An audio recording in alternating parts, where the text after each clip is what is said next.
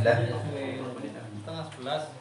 Wassalatu wassalamu ala Rasulillah Sayyidina wa nabiyina wa syafi'ina wa qurrati a'yunina Muhammad sallallahu alaihi wasallam wa ala alihi wa sahbihi wa man wala wa la hawla wa la quwwata illa billahil aliyyil azim.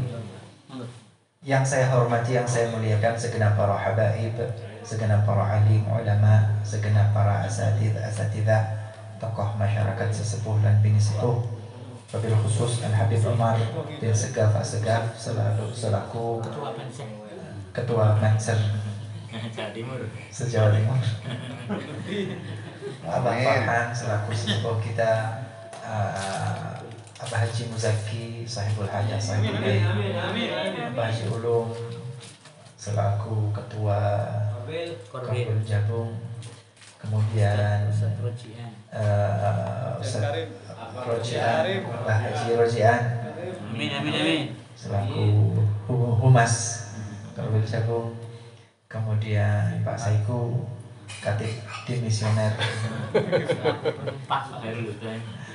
Ustaz Airul Huda, segenap hadirin hadirat sedanten dan sakit kula sebat nama panjenengan setunggal-setunggal tanpa mengurangi ta'lim takrim kepada beliau semuanya. Hadirin hadirat yang dimuliakan oleh Allah, Assalamualaikum warahmatullahi wabarakatuh. Hadis berikutnya yang kemarin hadis rawahu Ibnu Abbas tentang dua cahaya, yaitu Al-Fatihah dan khawatim surat Al-Baqarah. Yang sekarang hadis sahabat Rasulullah Abu Hurairah radhiyallahu taala anhu, beliau bersama Sa'id bin Jubair, insyaallah taala, agak lupa juga, murid atau generasi tabi'in, muridnya sahabat Abu Hurairah. Dalam majlis beliau Abu Hurairah mengatakan, man lam yaqra bi ummil man lam yaqra bi ummil kitab fi salatihi fahuwa atau fahiya khidaj ay naqis. Abu Hurairah berkata kepada jamaahnya, muridnya, santrinya, siapapun yang ketika dia melaksanakan sholat tidak membaca ummul kitab, yaitu surat Al-Fatihah, bahwa khidaj, maka sholatnya tidak sempurna. Sholatnya tidak sempurna. Sholatnya tidak sempurna. Maka salah satu muridnya nyeletuk dan mengatakan, kunna nusalli wara'al imam. Kami itu sholat di belakang imam. Artinya imam membaca surat Al-Fatihah, imam juga membaca surat atau ayat setelah surat Al-Fatihah. Kita di belakang imam ngedengerin. Maka kemudian Abu Hurairah memegang apa namanya ini? Bahu gitu ya. Iqra gitu kan ya. Iqra biha ya Farisiyu. Iqra biha ya Farisiyu. Bacalah Al-Fatihah itu ya Farisiyu, wahai orang Persia. Wahai orang Farisi, wahai orang Persia. Itu sebutnya ya karena muridnya orang Persia gitu ya. Fa inna Rasulullah sallallahu alaihi wasallam qad qala, dilanjutkan Abu Hurairah mengatakan, sesungguhnya Rasulullah sallallahu alaihi wasallam beliau pernah bersabda, innallaha qasamas shalah, sesungguhnya Allah subhanahu wa ta'ala itu membagi salat antara dirinya dengan hambanya. Fa idza qala al-'abdu, apabila seorang hamba berkata alhamdulillahi rabbil alamin, qala Allah berkata, Allah merespon gitu ya. Allah merespon, hamadani ya 'abdi, hambaku memuja-muji diriku. Wa idza qala al-'abdu, ketika seorang hamba itu berkata ar-rahmanir rahim, maka qala Allah Ta'ala merespon dan berkata asna alayya abdi, ini hambaku sedang memuliakan diriku. Wa idza qala al-'abdu, ketika seorang hamba berkata iyyaka na'budu wa iyyaka nasta'in. Qala Allah Ta'ala merespon hadhil ayah baini wa baina 'abdi wa li 'abdi ma sa'al. Ini penting. Ini. Ketika seorang hamba mengatakan iyyaka na'budu wa iyyaka nasta'in, yang artinya iyyaka na'bud, hanya kepada Engkau ya Allah, na'bud, kami menyembah, kami beribadah, wa iyyaka nasta'in, dan hanya kepada Engkau ya Allah kami memohon pertolongan. Allah merespon hadil ayat yang ini baini, antara aku wa baina abdi, dan hambaku. Kemudian tidak cukup di situ, wali abdi ma sa'al, dan untuk hambaku apapun yang dia minta. Pangapunten, mohon maaf, mungkin kita pernah mendengar ketika engkau berdoa kepada Allah, punya keinginan, punya hajat, kemudian engkau membaca surat Al-Fatihah, ketika sampai ayat iyyaka na'budu wa iyyaka nasta'in, hadirkan doamu dalam hati ketika membaca ayat tersebut. Hadirkan cita-citamu ketika iyyaka na'budu wa iyyaka nasta'in.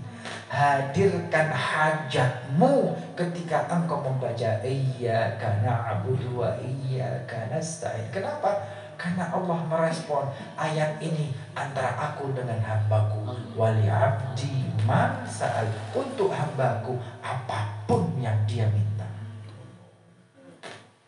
Tapi ini rahasia,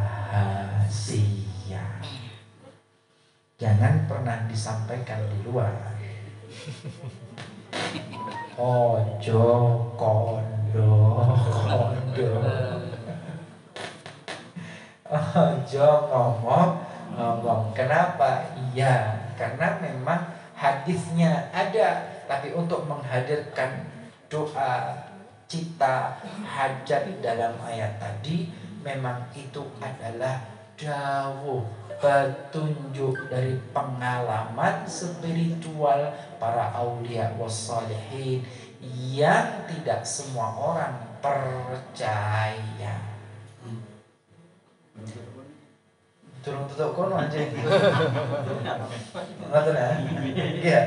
Jadi ada ajaran-ajaran informasi pengalaman spiritual yang hanya disampaikan kepada jamaah terbatas untuk kalangan sendiri. Ya, yang kalangan sendiri seperti itu jangan disebarkan di grup, jangan di-share di WhatsApp. Jangan di-share di tempat-tempat umum. Kenapa? Nanti malah bikin polemik, keributan. Apa itu? Tidak ada dasarnya, tidak ada dalilnya. Mengada-ada, padahal itu pengalaman spiritual. Kenapa? Karena memang Allah Ta'ala mengatakan wali abdi masal, untuk hambaku apapun yang dia minta, apapun yang dia. Hadis ini rawahu Abu Hurairah radhiyallahu ta'ala. Hanya ini pada kesempatan malam ini yang Habib sampaikan. Mohon maaf tidak berpanjang-panjang. Kenapa? Pangapunten, tanya cukup sama Pak. Dia menjaga. Satu itu, kedua, kalau memang di sini istiqomah, mana katanya mau diberikan ini, Boten.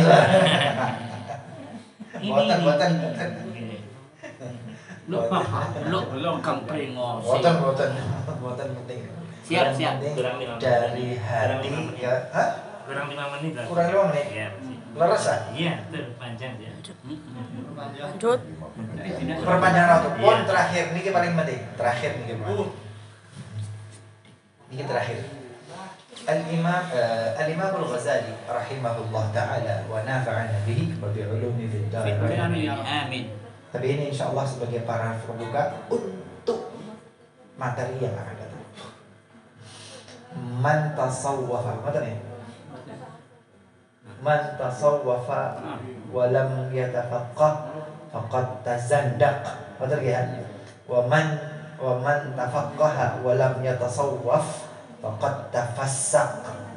Kira-kira begitu. Al-Imam Al-Ghazali rahimahullah ta'ala beliau memberikan wajangan. Lagi-lagi ini pengalaman spiritual seorang Al-Imam Al-Ghazali. Man tasawwafa, siapa yang melaksanakan amaliyah tasawuf, melakukan amaliyah ibadah, mendekatkan diri kepada Allah Subhanahu wa ta'ala, mensucikan diri kepada menjadikan dirinya untuk dekat diri kepada Allah, tasawuf. Walam yatafaqqah, tetapi tidak memperdalam ilmu fiqih, tidak memperdalam ilmu syariah, tidak memperdalam Al-Quran, tidak memperdalam hadis, tidak memperdalam fikih, tidak memperdalam akidah, tidak memperdalam ilmu akhlak, tetapi tasawuf toh, ibadah toh, wiritan toh, tapi tidak ada ilmu syariatnya. Masya Allah. Nah ini man tasawuf, ziarah kubur toh, tapi tidak tahu syariatnya. Man tasawwafa wa lam yatafaqqah faqad tazanna, sungguh dia sedang menempuh jalan menuju ke zindiqan. Dia bakal zindiq. Dia bakal zindiq. Dia bakal zindiq. Nah, bisa ya. Jadi memang ada tasawuf, amaliyah itu, tapi harus ada tafaqquh. Engkau harus taklim, harus ngaji. Berarti ilmu nih. Ziarah tok, tapi tidak pernah taklim, tidak ngaji. Oh, zindik pasti bakal zindik. Klenik. Sebaliknya, man tafaqqaha wa lam yatasawwaf, gitu ya. Man tafaqqaha, yatafaqqah, taklim, Quran, hadis, fikih, akidah, jos katanya, jos. Tapi walam yatasawwaf, tapi tidak mensucikan jiwanya dengan ibadah.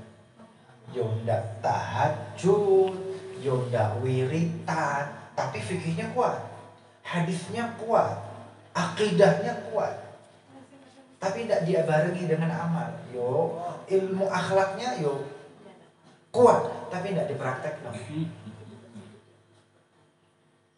Apa jadinya? Faqad tafassaq, nanti dia akan menjadi fasik. Loh, kenapa jadi fasik? Pinter akal kecerdasannya, tetapi keblinger hati dan jiwanya. Faqad tafassaq, dia bakal jadi fasik. Fasik bagaimana? Dia akan akal-akali agama. Dia akan akal agama itu dibuat. Iya, ente minta dalil halal apa haram? Ada dalilnya. Yang penting wali loh.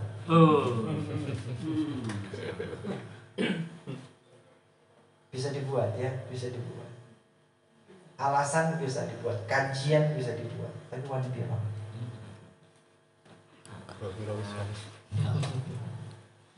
Itu tafaqah walam yatasawwaf. Orang yang kuat ilmunya tapi boten tasawuf, tidak ibadah, tidak dekat dengan Allah, tidak dekat dengan Rasulullah, tidak mengamalkan ilmunya, tidak wirid, tidak zikir, tidak salawat, tidak ziarah kepada alim ulama. Tafassaq, dia bakal menjadi orang fasik. Wa man jama'a bainahuma faqad tahaqqaq. Tapi yang mengumpulkan keduanya, jama'a bainahuma, yo taklim yo ibadah. Artinya tafaqqah wa tasawwuf. Tafaqqah wa tasawwuf. Dua-duanya dikumpulkan, bikinnya kuat, suluk ibadahnya juga kuat. Faqad tahaqqaq. Dia yang bakal menuju jalan mencapai hakikat. Menuju hakikat itu orang yang alim dan mau beramal.